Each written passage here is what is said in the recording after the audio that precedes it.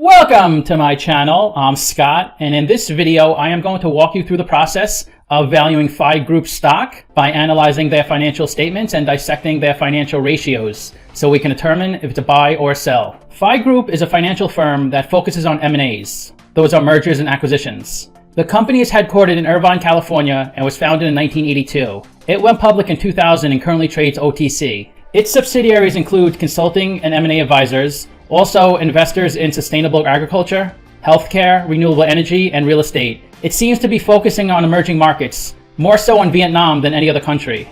The company is trying to get up to date with its SEC filings so it could eventually trade on a major stock exchange. There are rumors of a substantial stock buyback, but I think these are just rumors. I'd have a hard time believing this company can gather enough money to do a large stock buyback. Let's get started with the model. This is a micro-cap company, 65 million market cap. They're trading at 0.002 cents a share, and they have 24 billion shares outstanding. Let's look at the financials. The way you value a company is you estimate the free cash flows into the future, and then you discount those numbers back to today's value. That's what we're doing in this video. And free cash flow is cash flow from operations minus capital expenditures. So you can see they had negative free cash flow in 2017, 18, and 19, positive in trailing 12 months. Net income is the profit and loss on the income statement. It's revenue minus expenses. That's negative every year. Revenue is the sales for the company. That peaked in 2018 at 1.7 million. This is the company's income statement. The top line is the revenue, the sales. And you have to remember, when you invest in an OTC company, the financials aren't always up to date because they don't have that requirement by the SEC. In order for them to trade on a major stock exchange like the NASDAQ, their financials have to be up to date and complete. When you trade OTC, those requirements are not there because it takes time and money to gather all your financials together to make them complete. Some companies trade OTC maybe because they don't want to provide all their financial information, or maybe it's too costly for them to provide it. So you can see their revenue is pretty spotty. It was only $8,000 in the trailing 12 months. Nothing in 2019, 1.7 million in 2018. So something does not seem right with these financials, but I'll just go with what we have. Below the revenue is the cost of revenue. These are the expenses directly related to generating the revenue. Then the difference between revenue and cost of revenue is their gross profit. Below that is operating expenses. Examples are depreciation and marketing. Then below that is operating income, which is negative every year. Below that is the interest they paid on their debt, and that was 1.5 million in trailing 12 months. It was 1.9 million in 2019. Below that is other income and expenses, which is usually impairments or write-offs. And the bottom line of the income statement is their net income, which of course is negative every year.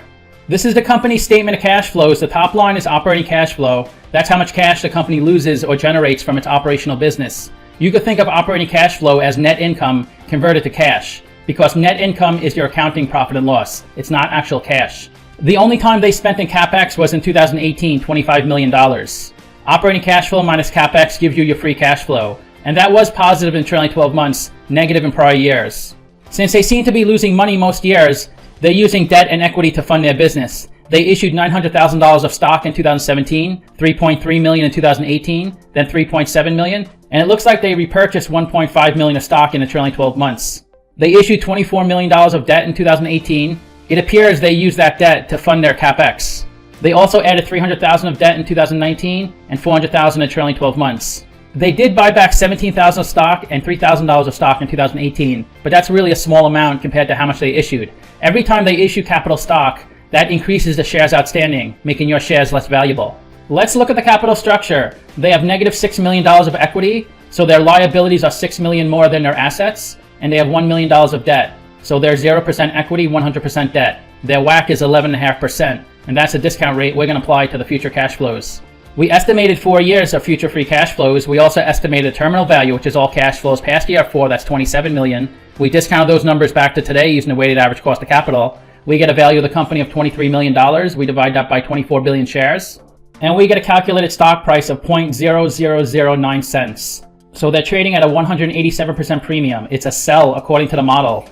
This is the stock price the last 5 years. When you look at this chart, it does look like their stock price was over $1 at one point. But they may have done a bunch of reverse stock splits to make it appear that the stock was over $1. Since this high point, the stock price has pretty much only gone down. There might have been some ups and downs here, but you can't really tell in this chart. They charge their clients a 1.5% management fee, and you can see how the international limited partners, the general partners, and the investment advisors feed into the company, and the company invests in real estate, energy, agriculture, healthcare, And I've never heard of DFIN before. It's something finance, I imagine. Maybe somebody in the comments can let me know what that is. They have a beta of negative 121, so that means the stock moves opposite the market. The stock has gone up 2,650% in the past 52 weeks, while the S&P 500 went up 48%. We can't really tell what the 52-week low is, but the 52-week high was 1.5 cents. And the stock is trading above its 200-day, but below its 50-day moving average. This is a really liquid stock. About 500 million shares are traded each day on this stock. Just about all the shares outstanding are on float. In the past year, this stock has gone up much more than its industry and the market. But in the past 3 years, this stock has gone down 88%. In the past 5 years, it's gone down 99.5%. If you invested $10,000 into this company in 2012, you would have about $50 today. The biggest shareholder is a CEO and 2 other individuals that work at the firm, then Barclays and Brookfield. Let's look at their financial ratios. The average PE in the market's 32, the median is 22. PE is stock price over earnings per share. To calculate earnings per share, that's net income over shares outstanding. They have negative net income, so we can't look at the PE. Their price of sales is $7,600, so investors are paying $7,600 for $1 revenue. We can't look at their price to book since they have negative equity. They have negative EBIT, so they have negative interest coverage ratio. We can't look at the ROE since they have negative equity. Their current ratio is 0.2. That means they can only cover 20% of their current liabilities with their current assets. And their current assets are $285,000 of cash and $793,000 of other current assets. The company does seem to be undercapitalized. They did have $1 million of free cash flow, negative $6 million of working capital, so they're short $5 million. So they're going to need more debt or equity financing to run their business over the next 12 months. The best way to look at ratios is to compare them to companies in the same industry. I've done videos on Atif, BGC, and Marathon Patent, all in the same industry as Phil. And if Phil has number in red, they're worse than the average. So they're worse in every single category when compared to the other companies in their industry. So to summarize, I have them trading at a 187% premium, but it's really hard to value this stock. I don't have all the information, and they haven't really generated much revenue at this point, so I'm not sure how well they'll do as a company going forward. So it's definitely a risky investment. Anytime you trade OTC, it's much riskier than trading on a major stock exchange. So always be careful, do your due diligence, and only invest with money you feel you can lose. Don't invest with money that you really need to live on. I rank their free cash flows 5 out of 10, their revenue 1 out of 10, and their ratios 1 out of 10. So let me know what you think. Give this video a like, subscribe, or comment below. Also, if you'd like to get a custom valuation or just support the channel, you could become a member by clicking on the link in the description below. Thanks for watching.